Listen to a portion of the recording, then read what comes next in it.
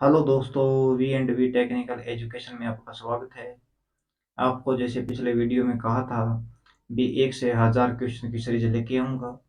आज से अपने चालू कर रहे हैं 1000 क्वेश्चन की सीरीज। क्वेश्चन को खुद के द्वारा तैयार किए गए मेरे, देखेंगे उनको बढ़िया तरीके से, सॉल्यूशन करेंगे। कोई भी क्वेरी हो तो कमेंट बॉक्स में टाइप करना, आपको उसका आंसर मिलेगा। तो वीडियोज़ को लाइक कीजिए, शेयर कीजिए, चैनल को सब्सक्राइब कीजिए, अपने फ्रेंड्स के पास शेयर कीजिए, उनसे भी सब्सक्राइब करवाइए। तो बिना किसी टाइम खराब किए चलते हैं क्वेश्चन की ओर। तो देखते हैं पहला क्वेश्चन अपने।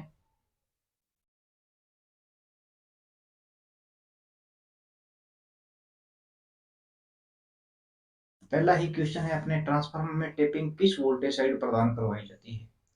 तो पहली बात है, ट्रांसफार्मर में टेपिंग प्रदान करते ही क्यों है, क्यों ट्रांसफार्मर में टेपिंग करते हैं। टेपिंग करने का रीजन ये है कि जब किसी सब स्टेशन में या ग्रिड सब स्टेशन के अंदर पीछे से जो सप्लाई आ रही है, उनके द्वारा वहां पर वो ट्रांसफार्मर के द्वारा आगे जो पावर फीड की जाती है वो एक निश्चित वोल्टेज के ऊपर हो, इसीलिए टेपिंग प्रदान करवाते हैं। तो वोल्टेज का मान पीछे से कम आया तो ग्रिड सब स्टेशन या सब स्टेशन के अंदर उस वोल्टेज को स्टेबल करके आगे निश्चित वोल्टेज लेवल में सेंड किया जाता है, इसीलिए टेपिंग प्रदान करवाते हैं। टेपिंग प्रदान करवाते हैं, अपना पहला क्वेश्चन है, टेपिंग प्रदान करवाते हैं high voltage side, high voltage side प्रदान करवाते हैं टेपिंग। पहले मैं देख रहा हूँ दिख रहा है या नहीं दिख रहा। ओके, बिल्कुल सही है। तो हाई वोल्टेज साइड प्रदान करवाते हैं। तो ट्रांसफार्मर के अंदर जो वाइंडिंग अपने लो वोल्टेज और हाई वोल्टेज वाइंडिंग रहती है, आइसोलेशन ट्रांसफार्मर की अपने बात नहीं कर रहे, अपने कर रहे हैं स्टेप डाउन या स्टेप अप ट्रांसफार्मर की। तो इसके अंदर जो टेपिंग प्रदान करवाते हैं वो हाई वोल्टेज साइड प्रदान करवाते हैं। और हाई वोल्टेज के साथ साथ जो हाई वोल्टेज वाइंडिंग रहती है वो कोर के नजदीक नहीं, कोर से दूर स्थापित की जाती है। कोर से दूर स्थापित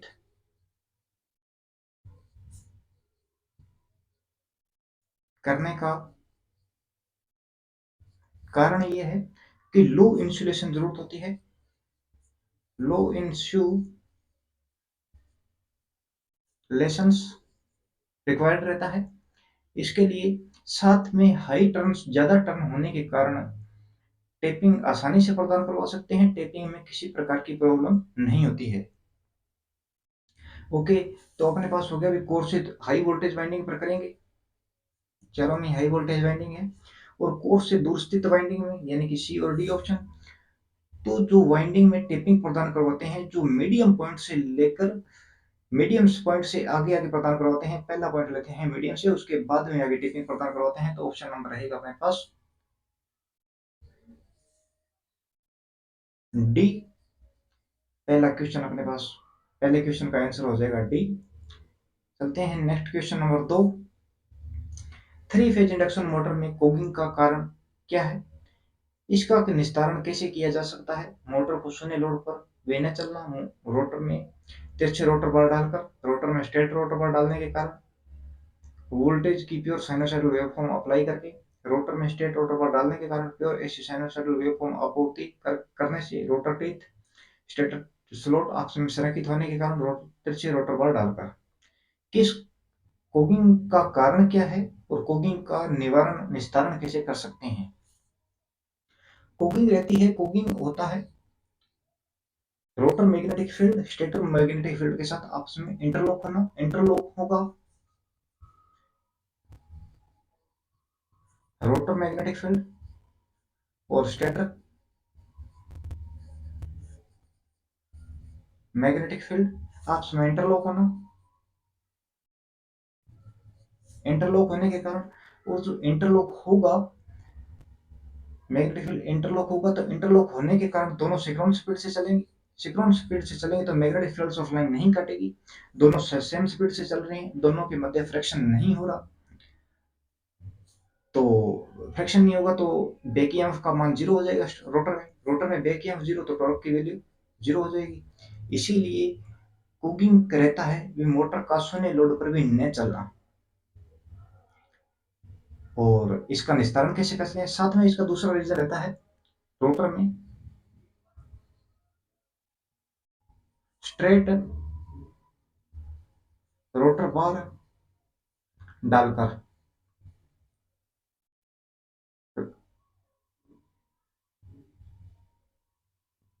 रोटर में स्ट्रेट, अगर रोटर जो होता है उसके अंदर ये अपने पास एक हिसाब से रोटर है, तो इसमें स्ट्रेट रोटर बार होगी, तो इसका भी मेजर रहता है कि कोगिंग होगा। इसको स्क्रूड अगर अपने करें तिरछा स्क्यूड, तो मैग्नेटिक फ्रिक्शन होगा रोटर स्टेटर के मध्य, जिसके कारण इंटरलॉक अपने पास नहीं होगा। इंटरलॉकिंग की जो रहती है व्यवस्था, इसको दूर कर सकते हैं, तो रोटर इसका दूर करने का रीजन हो गया रोटर में तिरछे रोटर बार डालकर।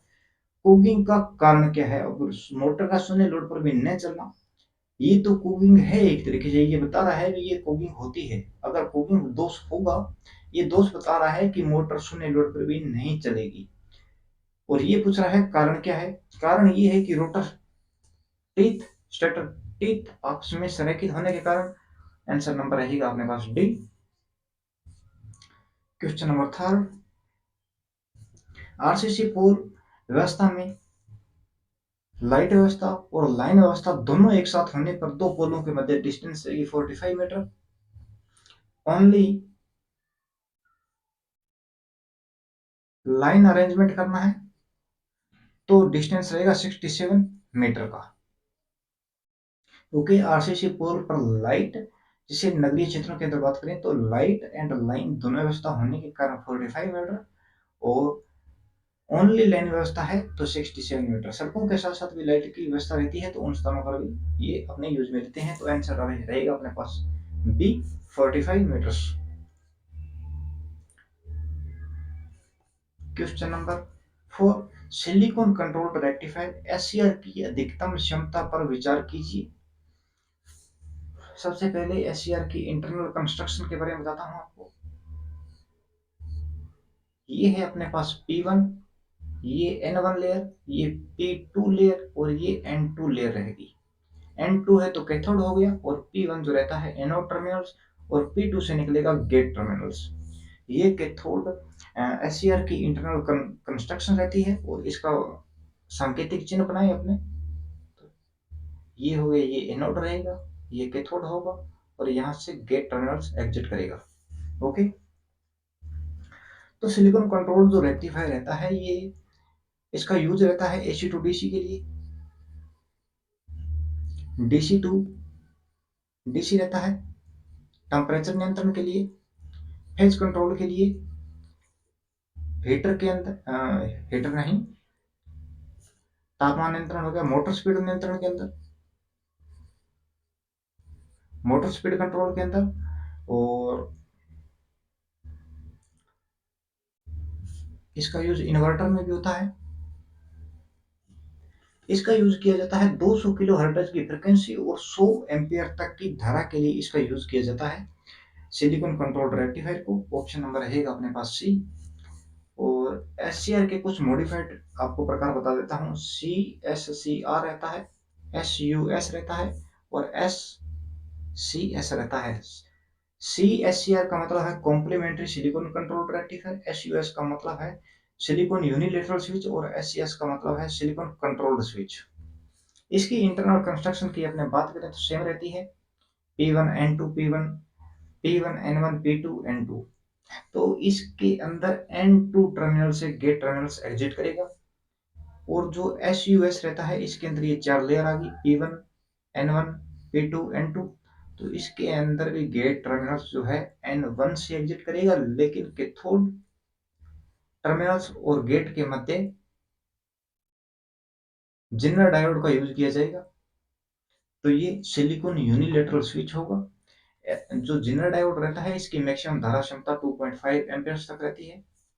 सिलिकॉन कंट्रोल स्विच के अंदर P1 लेयर, N1 लेयर, और P1 N1 P2 N2 layer होगी। इसके अंदर N1 से भी गेट टर्मिनल्स एग्जिट करेगा, और P2 से भी गेट टर्मिनल्स एग्जिट करेगा।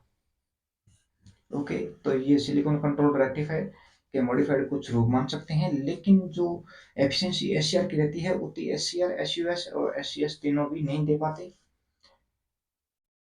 क्वेश्चन नंबर की बात करते हैं।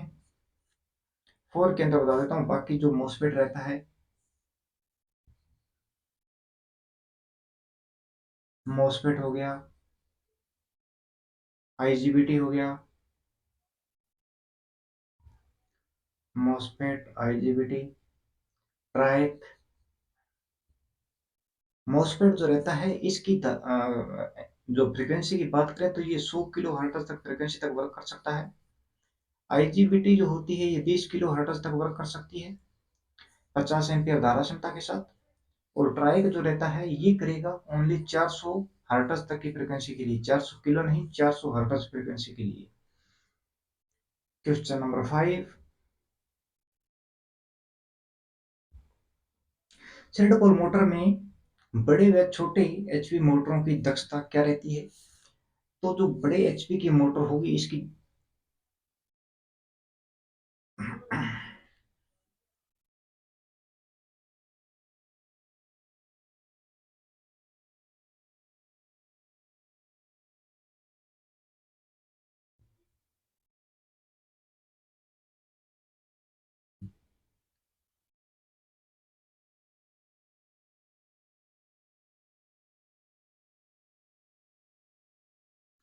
जो अपने पास शेडेड पोल मोटर होती है इसमें बड़े एचपी की जो मोटर होगी इसकी एफिशिएंसी रहती है 35%।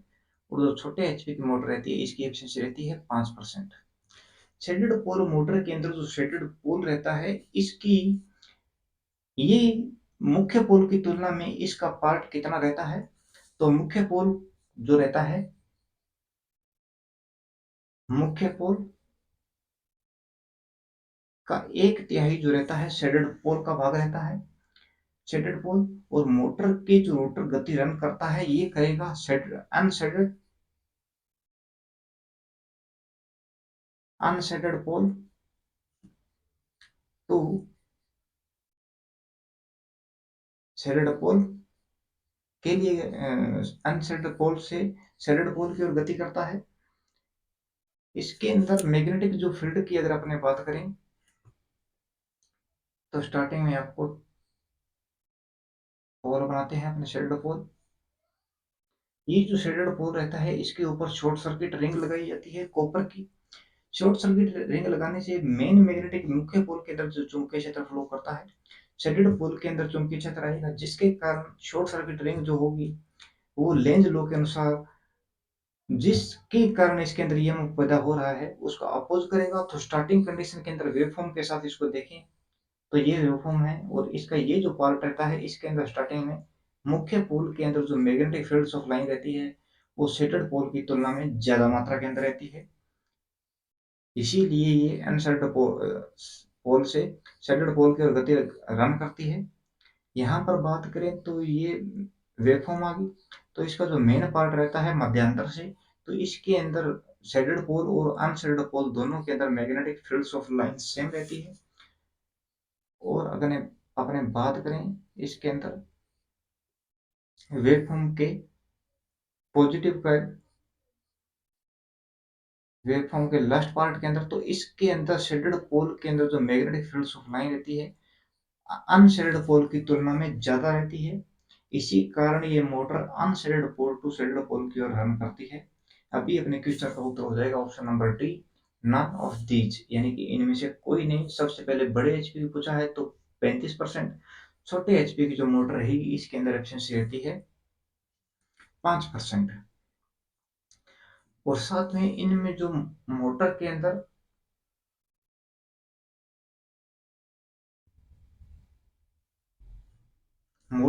जो अपने पास साइज जो रहता है कितने एचपी से कितने एचपी तक मैक्सिमम इसका मैन्युफैक्चरिंग की जाती है, तो छोटे साइज की मोटर रहेगी वो 1/250 एचपी से लेकर 1/6 एचपी तक मोटर मैन्युफैक्चरिंग की जाती है, यानी कि 3 वाट से लेकर 125 वाट क्षमता तक यूज की जाती है।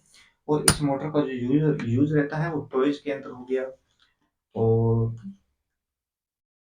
पहले जो बोनेट टाइप जो हेयर ड्रायर रहते थे उनके अंदर यूज किया जाता था।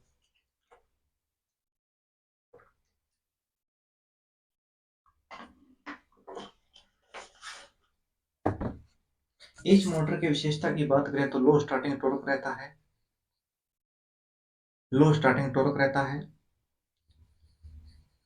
लो पावर फैक्टर रहता है, लो एफिशिएंसी रहती है और हाई स्टार्टिंग करंट रहता है। हाई स्टार्टिंग करंट रहता है, ये इतना याद करना है, मोस्ट इंपॉर्टेंट है। क्वेश्चन नंबर 6, इमरजेंसी लाइट के लिए किस प्रकार के स्विच का यूज किया जाता है? अपने एक औद्योगिक क्षेत्र, एक कंपनी की बात कर रहे हैं जहां पर कुछ मैन्युफैक्चरिंग हो रहा है या ना हो रहा है, कुछ भी प्रोडक्ट है जैसे, तो उसका जो उस कंपनी के अंदर कंट्रोल रूम रहता है उसके अंदर अलार्म या हुटर लगा रहता है या कोई लाइटिंग व्यवस्था रहती है। पूरी कंपनी में कहीं भी कोई दुर्घटना हो जाए या दुर्घटना की संभावना हो तो ये स्विच काफी स्थानों पर लगे रहते हैं, जो दबाने से मेन कंट्रोल रूम में होगा जहां से इसको नियंत्रण किया जाएगा, कोई भी फायर आग लगे या कोई अन्य दुर्घटना हो तो। इसके लिए यूज किया जाएगा इंटरमीडिएट स्विच जो रहता है, ये 3 से अधिक स्थानों से कोई उपकरण को नियंत्रण कर सकता है। एमसीबी जो रहती है इसके अंदर thermal protection and magnetic protection रहती है। थर्मल प्रोटेक्शन ओवरलोड के लिए और थर्मल प्रोटेक्शन और मैग्नेटिक प्रोटेक्शन ओवरलोडिंग के लिए, और फ्यूज रहता है वो बैकअप शॉर्ट सर्किट के लिए रहता है। ICTP iron clad double pole, ICTP iron clad triple pole. Question number 7, shaded pole motor की एचपी क्षमता क्या है? जस्ट अभी बताया आपको, तो इसकी एचपी रेटिंग क्षमता रहती है 1/250 अपॉन में, और से लेकर 1/6 एचपी तक की मोटर मैन्युफैक्चरिंग की जाती है। एफिशिएंसी स्मॉल एचपी की मोटरें रहेगी तो 5%, और हाई एचपी की जो मोटरें रहेगी वो मैक्सिमम जो होगी वो 35% तक रहती है। 3 से लेकर 125 वाटेज क्षमता तक मैन्युफैक्चरिंग होती है ये मोटरें। यूज टॉयज के अंदर होता है, पुराने टाइम में जो बोनेट टाइप हेयर ड्राई रहते थे उनके अंदर यूज किया जाता था। क्वेश्चन नंबर 8, होलो कंडक्टर में इलेक्ट्रिकल फील्ड इंटेंसिटी और वोल्टेज क्या होता है? इलेक्ट्रिकल फील्ड इंटेंसिटी रहती है किसी इकाई विद्युतीय क्षेत्र के अंदर कोई चार्ज रखने पर उसके ऊपर जो फोर्स लगता है उसे ही मैग्नेटिक फील्ड इंटेंसिटी कहा, इलेक्ट्रिकल फील्ड इंटेंसिटी कहा जाता है। इसकी यूनिट रहती है न्यूटन पर कूलम रहती है या वोल्ट पर मीटर रहती है, और वोल्टेज की यूनिट होती है वोल्ट या इसे जूल पर कूलम कह सकते हैं। ओके, जितनी भी यूनिट बनाओ तो दोनों की वैल्यू जीरो रहती है। Question number 9, single phase sequence से बचाव के लिए उपयोग करते हैं। मोटर में जो सिंगल फेजिंग सीक्वेंस रहता है वो क्या होता है कि मोटर 3 फेज के ऊपर रन कर रही है, कोई एक फ्यूज उड़ जाए या कोई एक तार जल जाए तो मोटर 2 फेज पर रन करेगी, उसे ही सिंगल फेज सीक्वेंस कहा जाता है। 3 फेज मोटर के रनिंग कंडीशन में कोई फ्यूज या अन्य कारणवश एक फेज सप्लाई बंद होना सिंगल फेजिंग सीक्वेंस कहलाता है। सिंगल फेजिंग सीक्वेंस के अंदर मोटर के अंदर जो बाकी 2 फेज रहते हैं उनके अंदर करंट का मान √3 गुना अधिक फ्लो करना प्रारंभ कर देगा। जैसे पहले तीनों फेजों से 10-10 एम्पियर फ्लो कर रहा था तो टोटल करंट था 30 एम्पियर, अभी √3 तो 17.32, 32 गुणा 2 तो ये हो जाएगा 34.64 एम्पियर फ्लो करेगा, जिसके कारण मोटर चल सकती है। और सिंगल फेजिंग सीक्वेंस होने के बाद में मोटर के ऊपर 50% से ज्यादा लोड नहीं रहना चाहिए। 50% लोड से ज्यादा सिंगल फेज सीक्वेंस में नहीं होना चाहिए। ओके, क्वेश्चन नंबर ए का क्वेश्चन नंबर 9 का आंसर रहेगा अपने पास ए, सिंगल फेज इकोनोमाइजर। तो सिंगल फेज इकोनोमाइजर के कोई भी प्रकार का उपकरण नहीं होता, ओनली सिर्फ इकोनोमाइजर रहता है। इकोनोमाइजर क्या होता है? थर्मल पावर प्लांट के अंदर ये इकाई रहती है जिसको यूज किया जाता है। अगर थर्मल पावर प्लांट में इकोनोमाइजर ना भी हो तो भी ये प्रॉपरली वर्क करेगा। क्यों? क्योंकि थर्मल पावर प्लांट की एफिशिएंसी को इंक्रीज करने के लिए ये इकोनोमाइजर को यूज किया जाता है। मितो व्योजक को थर्मल पावर प्लांट के अंदर जो फीड वाटर रहता है वापिस कंडेंसर से होके जो पानी आता है और अदर भी पानी रहता है, जो फीड वाटर को जो थर्मल पावर प्लांट के अंदर कोल जलता है, कोयला जलता है, उसकी हीट को बॉयलर के अंदर यूज करते हैं। यूज होने के बाद में वो गैसेस बाहर निकलती है, दग्ध गैसेस जो रहती है उनके कारण जो बॉयलर में यूज होने के बाद जो गैसें बाहर निकलेगी वो जाएगी इकोनोमाइजर में। इकोनोमाइजर के अंदर फीड वाटर को गर्म करेंगे जिसके कारण थर्मल पावर प्लांट की दक्षता 10 से 12% तक इंक्रीज होती है और जिसके कारण कोयले में 5 से 15% तक की कमी आती है। और स्टीम का जो प्रेशर रहता है 110 से लेकर 170 किलोग्राम पर सेमी स्क्वायर के हिसाब से कंप्रेसिबल रहती है, मतलब स्टीम का प्रेशर रहता है टरबाइन की ब्लेड्स के ऊपर।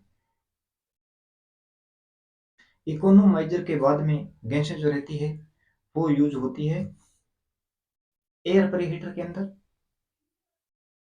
एयर प्री हीटर के अंदर गैसें यूज होती है। इसके कारण थर्मल पावर प्लांट की एफिशिएंसी 1% तक बढ़ जाती है। ड्राफ्टिंग ट्यूब क्या रहता है? ड्राफ्टिंग ट्यूब अपने पास नॉर्मली सिस्टम रहता है। ये हाइडल पावर प्लांट का पार्ट है जिसके अंदर टरबाइन में जो पानी की स्टैटिक से यांत्रिक एनर्जी में कन्वर्ट होता है। उसके बाद में टरबाइन पर यूज होने के बाद में पानी शीघ्रता से टरबाइन से एग्जिट करे, शीघ्रता से निकल जाए, इसीलिए ड्राफ्टिंग ट्यूब को यूज में लिया जाता है। इसे टरबाइन की कार्यशील क्षमता भी कहते हैं। और फ्यूज जो होता है डिडक्शन एंड फॉल्ट के लिए डिडक्शन एंड इंटरप्शन दोनों का वर्क करता है। पहले डिटेक्ट करता है, सामान्य से ज्यादा लोड फ्लो करता है तो फ्यूज स्वतः ही उड़ जाता है। क्वेश्चन नंबर 9 का आंसर रहेगा अपने पास ए, सिंगल फेज प्रिवेंटर के द्वारा सिंगल फेजिंग सीक्वेंस का बचाव किया जाता है। एल्यूमिनियम एल्यूमिनियम और जी 4:1 के अंदर कॉपर की स्पेसिफिक ग्रेविटी क्रम से 9 नहीं है, ये ग्राम पर सेमी क्यूब है। ये यूनिट होती है स्पेसिफिक ग्रेविटी की। तो एल्यूमिनियम जो अपने पास रहता है और एल्यूमिनियम और जी रहता है 4:1 के अंदर। एल्यूमिनियम और जी 6:1 के अंदर। और कॉपर रहता है अपने पास। इनकी स्पेसिफिक ग्रेविटी की बात करते हैं तो एल्यूमिनियम की स्पेसिफिक ग्रेविटी रहती है 2.71 ग्राम पर सेमी क्यूब। 4:1 के अंदर है। जिस एसीएसआर कंडक्टर लगाते हैं तो उनकी स्पेसिफिक ग्रेविटी को ज्ञात किया जाता है। और 4:1 के अंदर है 4 अनुपात में कॉपर और 1 अनुपात के अंदर अपने पास गैल्वेनाइज्ड आयरन है। तो इसकी स्पेसिफिक ग्रेविटी रहेगी 3.70 ग्राम पर सेमी क्यूब। और 6:1 है तो इसके अंदर 3.45 ग्राम पर सेमी क्यूब और कॉपर के लिए 8.99 ग्राम पर सेमी क्यूब रहती है। तो अभी अपने एल्यूमिनियम के बारे में पूछा है तो ऑप्शन नंबर ए एंड सी के अंदर है। एल्यूमिनियम और जी 4:1 के अंदर 3.70 ग्राम पर semi cube, option number C हो जाएगा अपने पास। क्वेश्चन नंबर 11,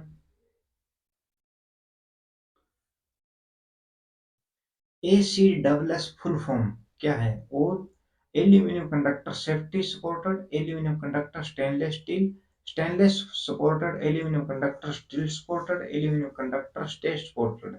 क्या होता है ACSS का नाम?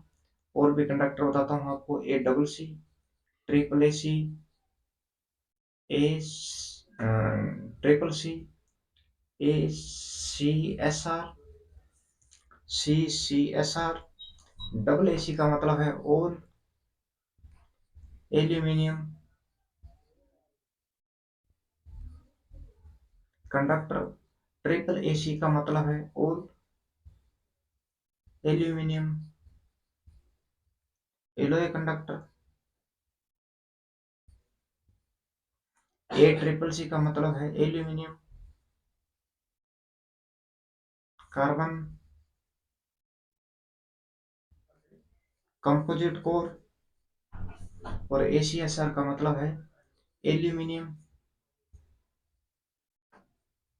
Conductor steel.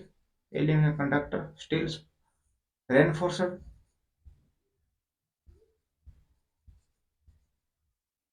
रेनफोर्सड। और सीसीएसआर का मतलब है कॉपर कंडक्टर स्टील रेनफोर्सड। जो बीच में स्टील की रोड रहती है वो कंडक्टर को मैकेनिकली यांत्रिक क्षमता प्रदान करवाने के लिए रहती है। और जो आउटर कोर रहती है उसका यूज होता है पावर को फ्लो करना या करंट को फ्लो करना। करंट के लिए होता है, करंट के आधार पर ही, करंट डेंसिटी के आधार पर ही कंडक्टर के साइज को लिया जाता है। और इसको ज्ञात करने के लिए केल्विन लॉ रहता है अपने पास। इसका उत्तर रहेगा C. All conductor steel supported. Okay, question number करते हैं 12। डी वाई तापमान से अधिक तापमान पर चालक पदार्थों की प्रतिरोधकता में क्या प्रभाव पड़ता है? तो डी वाई तापमान जिस प्रकार मैग्नेटिक मटेरियल्स के ऊपर क्यूरी टेम्परेचर रहता है उसी प्रकार कंडक्टर मटेरियल के ऊपर डी वाई तापमान रहता है। डी वाई तापमान के ऊपर, डी वाई तापमान वो तापमान होता है जिसके ऊपर, कंडक्टर के ऊपर वह तापमान जिसके ऊपर कंडक्टर की जो रेजिस्टिविटी रहती है वो लिनियरिटी में बदलना स्टार्ट कर देती है। ये अपने टेम्परेचर मानते हैं और ये रेजिस्टिविटी। तो ये लिनियरिटी में फ्लो करना प्रारंभ कर देती है, बढ़ना स्टार्ट कर देती है। उस तापमान को डी बाई तापमान कहा जाता है। और कॉपर के लिए डी बाई तापमान 315 डिग्री केल्विन रहता है और एल्यूमिनियम के लिए रहता है 398 degree kelvin. Okay, D by तापमान आपने पहले नहीं देखा होगा। ऑप्शन नंबर रहेगा C is right now. 13 number question. Underground cable बिछाते समय 11 केवी केबल की गहराई नहीं ट्रेच गहराई कितनी रहती है? तो 1.1 केवी के लिए रहती है 11 केवी के लिए क्या रहेगी, और 33 केवी के लिए ट्रेच गहराई क्या रहेगी? 1.1 केवी के लिए 1.1 केवी के लिए केबल की ट्रेच गहराई रहती है 0.75 मीटर्स। 11 केवी के लिए 0.90 मीटर और 33 केवी के लिए 1.05 मीटर्स केबल की ट्रेच गहराई रहती है अंडरग्राउंड केबल की। अंडरग्राउंड केबल के कंस्ट्रक्शंस देखते हैं। केबल कोर या कंडक्टर को केबल कोर कहेंगे। उसके बाद में लेयर्स रहती है इंसुलेशन,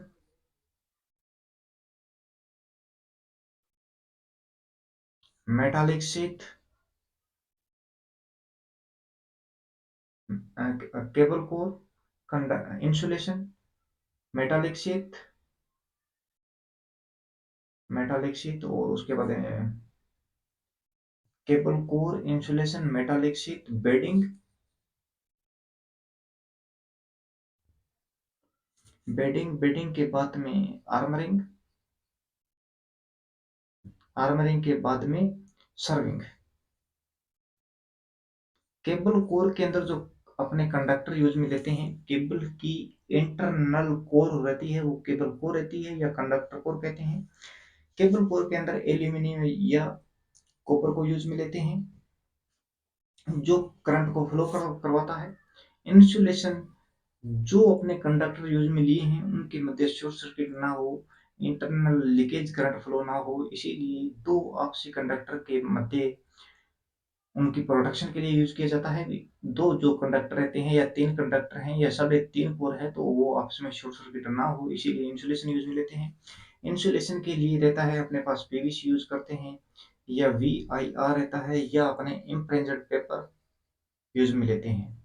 मेटालिक शीट रहती है लेड या एल्यूमिनियम की जिसके अंदर ये नमी को ऑब्जर्वेशन क्षमता रहती है वो कम होती है इनकी, नमी को ऑब्जर्व पार नहीं होने देते ये मेटालिक शीट।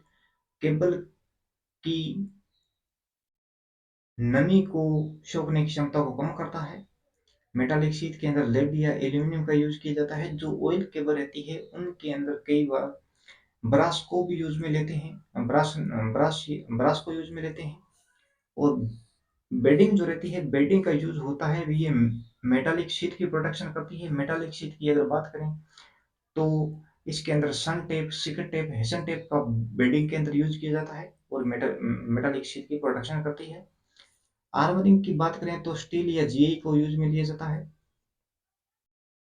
और ये केबल को मैकेनिकल प्रोटेक्शन के लिए यूज करते हैं। सर्विंग जो रहता है रेशेदार पदार्थों की रहती है जो आर्मरिंग की प्रोटेक्शन करेगा।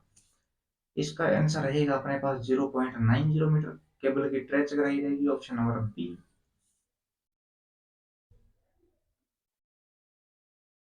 Question number 14।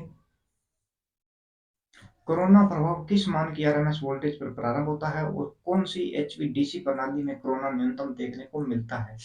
कोरोना क्या होता है, जो ट्रांसमिशन लाइनें रहती है उनके अंदर केबल कंडक्टर के अंदर जो वोल्टेज की वैल्यू रहती है वो एयर ब्रेकडाउन वोल्टेज से ज्यादा होने पर कंडक्टर के आसपास की वायु जो रहती है ब्रेकडाउन हो जाती है, जिसके अंदर करंट फ्लो करना स्टार्ट हो जाता है। और करंट की जो वेवफॉर्म रहती है वो नॉन लिनियर रहती है, नॉन साइनोसाइडल वेवफॉर्म रहती है। और कोरोना जो रहता है मैक्सिमम मान की अगर वोल्टेज की बात करें तो 30 केवी पर सेमी के से अगर वोल्टेज का मान मैक्सिमम से ज्यादा होगा तो एयर ब्रेकडाउन होगी कंडक्टर के आसपास की। आरएमएस मान वोल्टेज की बात करें तो 21.6 केवी के ऊपर ब्रेकडाउन होगा। या 30 केवी के अंदर अपने डिवाइड करें under root four one four से तो सेम वैल्यू मिलेगी अपने को। और कोरोना नमी के मौसम में ज्यादा होता है और जोन गैस का निर्माण करता है, जिसके कारण चालकों में कोरोजन आएगा। कोरोजन के कारण हिसिंग की आवाज करता है और ट्रांसफार्मर करता है हमिंग की आवाज। हिसिंग याद रखना। और बैंगनी कलर की अपने को लाइट देखने को मिलती है, जहां पर खुदरा स्थान रहता है उन स्थानों पर बैंगनी प्रकाश देखने को मिलता है। अभी अपने देखते हैं क्वेश्चन को। तो क्वेश्चन के अंदर आरएमएस मान की वोल्टेज पूछा है तो 21.6 के भी हो जाएगा ए एंड डी के अंदर।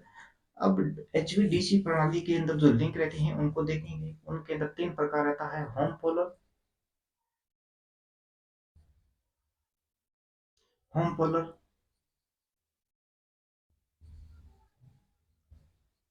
बाईपोलर,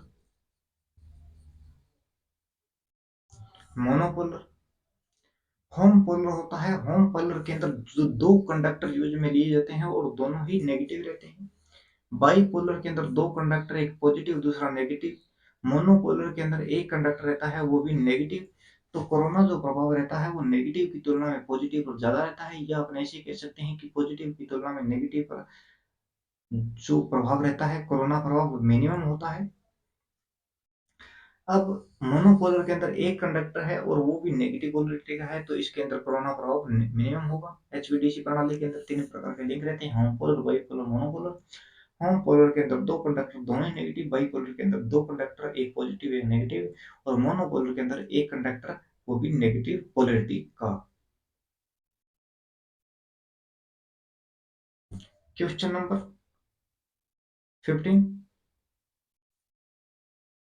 लेड एसिड बैटरी में धनात्मक प्लेटों का जीवनकाल नेगेटिव प्लेटों की तुलना में और संख्या भी कम या ज्यादा होती है। लेड एसिड बैटरी के अंदर वोल्टेज की बात करें तो 2.1 वोल्टेज रहती है। 1.8 वोल्टेज से वोल्टेज की वैल्यू कम नहीं होनी चाहिए। पॉजिटिव पीबी O2 का रहता है, नेगेटिव जो रहता है पीबी का रहता है। इनको प्लेटों को मजबूती प्रदान करवाने के लिए एंटी मनी मिलाते हैं। इलेक्ट्रोलाइट H2SO4 को यूज में लिया जाता है। पानी 3 अनुपात और एसिड 1 रहता है। इस अनुपात के अंदर एसिड को डालते हैं बैटरी के अंदर। स्पेसिफिक ग्रेविटी 1.110 से लेकर 1.130 के मध्य रहेगी तो डिस्चार्ज 1.1 1.210 से लेकर 1.230 के मध्य रहेगी तो हाफ चार्ज, और 1.280 से लेकर 1.300 के मध्य रहेगी तो फुल चार्ज मानी जाती है बैटरी जैसे ही चार्ज कंडीशन में होते चार्ज होना स्टार्ट होती है, वैसे ही स्पेसिफिक ग्रेविटी जो इलेक्ट्रोलाइट का जो रहता है उसके अंदर स्पेसिफिक ग्रेविटी बढ़ना स्टार्ट हो जाती है, और स्पेसिफिक ग्रेविटी को मापने के लिए हाइड्रोमीटर का यूज किया जाता है। हाइड्रोमीटर और हाइग्रोमीटर जो रहता है मॉइस्चराइजेशन आर्द्रता को मेजरमेंट करता है। देखते हैं अपने क्वेश्चन को। तो इसके अंदर धनात्मक प्लेटों का जीवनकाल नेगेटिव प्लेटों की तुलना में आधा रहता है। पॉजिटिव जो प्लेट रहती है, positive plate is equals to negative plate गुणा 1/2 सेम रहता है, या negative plate is equal to positive गुणा 2 के तुल्य इनका जीवनकाल रहता है, यानी कि पॉजिटिव जो प्लेट रहती है इसका जीवनकाल नेगेटिव की तुलना में आधा रहता है। और संख्या भी पॉजिटिव प्लेट की एक कम रहती है। Positive plate is equals to negative plate -1 के तुल्य इनके अंदर प्लेटों की संख्या रहती है, तो जीवनकाल पॉजिटिव प्लेट का आधा रहेगा, नेगेटिव प्लेट की तुलना में आधा रहेगा। और संख्या पॉजिटिव प्लेट की संख्या होगी -1, तो ऑप्शन नंबर रहेगा अपने पास B.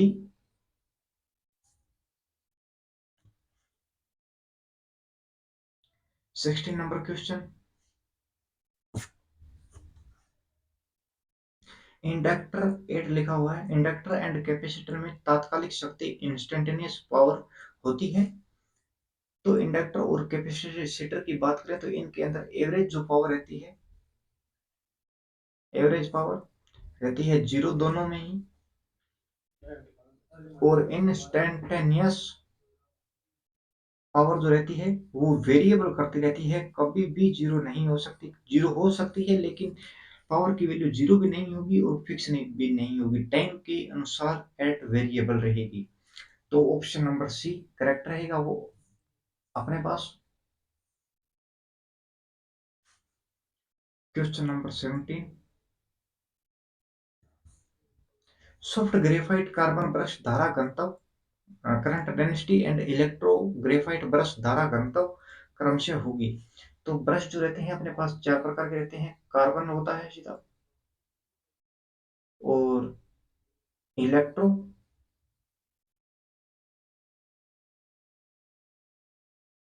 Graphite, soft graphite,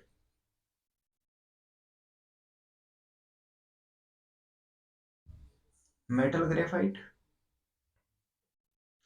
carbon के अंदर करंट डेंसिटी वैल्यू रहती है 5.5 से लेकर 6.5 एम्पियर्स पर सेमी स्क्वायर के हिसाब से सभी वैल्यू लिखूंगा मैं। इलेक्ट्रोग्रेफाइट के अंदर 8.5 से लेकर 9.0 एम्पियर्स पर सेमी स्क्वायर के हिसाब से करंट डेंसिटी। सॉफ्ट ग्रेफाइट के अंदर 9.0 से लेकर 9.5 एम्पियर्स पर सेमी स्क्वायर के हिसाब से करंट डेंसिटी।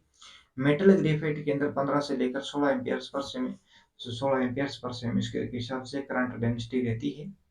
तो अभी सॉफ्ट ग्रेफाइट है तो 9.0 से लेकर 9.5, और इलेक्ट्रोग्रेफाइट है तो इसके अंदर 8.5 से लेकर 9.0 के मध्य करंट डेंसिटी की वैल्यू रहती है। ऑप्शन नंबर रहेगा डी अपने पास राइट।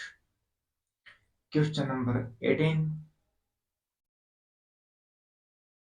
ट्रांजिस्टर में अमीटर बेस कलेक्टर की डोपन और चौड़ाई को आरोही क्रम में लिखिए। तो ट्रांजिस्टर के अंदर 3 टर्मिनल्स रहते हैं, 3 लेयर रहती है और 2 पीएन जंक्शन होते हैं। अमीटर के जो टर्मिनल्स को शो करने के लिए एरो को यूज में लेते हैं, तीर का निशान यूज में लेते हैं। एक आपको सिंबल बना के दिखा देते हैं इसके अंदर। अमीटर बेस कलेक्टर, तो यहाँ से ये तिरछा होता है अमीटर बेस कलेक्टर। ये जो तीर का निशान अंदर जा रहा है तो पी एन पी है, और ये तीर का निशान बाहर आ रहा है तो एन पी एन होगा। ट्रांजिस्टर में अमीटर बेस कलेक्टर का डोपन की बात करें, और दूसरा है विड्थ चौड़ाई। तो डोपन सबसे ज्यादा होता है वो अमीटर में होता है। अमीटर के बाद में कलेक्टर का और कलेक्टर के बाद में बेस का रहता है। सबसे ज़्यादा अमीटर का, उसके बाद में कलेक्टर, उसके बाद में बेस रहता है। और इनको आरोही क्रम में लिखना है तो छोटे से बड़े में लिखेंगे, बेस, कलेक्टर, अमीटर। थोड़ा क्रम इनका आरोही और अवरोही क्रम को फॉलो नहीं किया गया है। बाकी सबसे ज्यादा डोपा रहता है अमीटर के अंदर, फिर रहता है कलेक्टर के अंदर, उसके बाद में रहता है बेस के अंदर। विड्थ की बात करें, सबसे ज्यादा कलेक्टर की जो मैक्सिमम हीट डिसिपेशन का भी काम करता है, और जो हीट सिंक लगाते हैं वो कलेक्टर पर ही लगाते हैं। हीट सिंक रहती है डलवा एल्यूमिनियम की बनी रहती है, सबसे ज्यादा कलेक्टर की, उसके बाद में अमीटर्स की विड्थ रहती है, और उसके बाद में बेस की। बेस के अंदर सबसे कम दोपन होता है और सबसे कम चौड़ाई रहती है। और इसके अंदर कलेक्टर और बेस जो टर्मिनल्स रहता है ये रिवर्स बायस में रखा जाता है एम्पलीफिकेशन मोड के अंदर। और इनके अंदर रिवर्स बायस में वोल्टेज का मान बढ़ाते जाते हैं, तो उसको बेस विड्थ मॉड्यूलेशन कहते हैं। इसी को बेस नैरोइंग भी कहा जाता है। ये क्वेश्चन आता है काफी बार, base narrowing. Okay, question number 19। एक ही ध्रुव के तहत कई स्लॉटों में वितरित वाइंडिंग के ईएमएफ का वेक्टर योग अंकगणितीय योग का अनुपात कहलाता है। ये कहलाएगा distribution factor, option number C and D. और डिस्ट्रीब्यूशन फैक्टर को ज्ञात करने के लिए sine M beta divide by two upon में M sine beta divide by two लेते हैं। और इसके अंदर एम रहता है स्लॉट अपॉन में फेज गुणा पोल। और बीटा ज्ञात करने के लिए beta is equals to 180 degree upon में नंबर्स ऑफ स्लॉट अपॉन में नंबर्स ऑफ पोल अपॉन में नंबर्स ऑफ फेज रहता है। और साइन की वैल्यू साइन रहेगी। डिस्ट्रीब्यूशन फैक्टर कई स्लॉटों में वितरित वाइंडिंग के ईएमएफ का वेक्टर योग और अंकगणितीय योग के अनुपात को डिस्ट्रीब्यूशन फैक्टर कहते हैं। Sine M beta divide by 2 M sine beta divide by 2 sine M beta divide by 2 M sine beta divide by 2। B, C and D दोनों ऑप्शन सही है। Question number 20।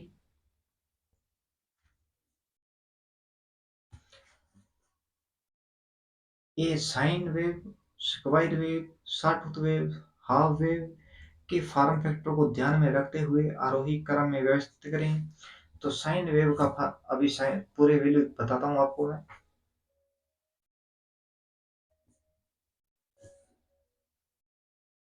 सबसे पहले साइन वेव, उसके बाद में सेक्वायर वेव, सेक्वायर के बाद में सॉटूथ वेव, सॉटूथ के बाद में हाफ वेव या हाफ रेक्टिफाइड वेव के कह देते हैं इसको। साइन वेव के अंदर आरएमएस जो वैल्यू रहती है वो होगा 0.707। औसत मान रहता है, एवरेज वैल्यू रहती है 0.637। फार्म फैक्टर की वैल्यू रहती है 1.11। और फार्म फैक्टर औसत मान, आरएमएस मान और औसत मान का अनुपात रहता है। और पीक फैक्टर की बात करें तो पीक फैक्टर रहता है 1.414।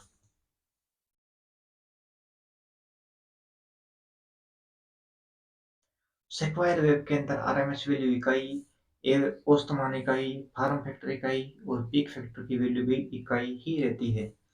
सॉटूथ वेव की बात करें तो इसके अंदर औसत आरएमएस वैल्यू रहती है 0.577, एवरेज वैल्यू 0.501, फार्म फैक्टर रहता है 1.15, पीक फैक्टर 1.732। हाँ, वेव के अंदर फार्म आरएमएस वैल्यू रहती है 0.5, औसत मान रहता है 0.318 और फार्म फैक्टर की वैल्यू रहती है 1.57 और पीक फैक्टर की वैल्यू रहती है 2। ओके, तो अभी अपने को पूछा है फार्म फैक्टर के बारे में, देखते हैं क्वेश्चन को। साइन वेव का फार्म फैक्टर 1.11, सेक्वायर के लिए इकाई, सॉटूथ के लिए 1.15 और हाफ वेव या हाफ वेव रेक्टिफायर के लिए कैसे देते हैं 1.57। तो option number 2, 1, 3, 4, 2, 1, 3, 4, option number D.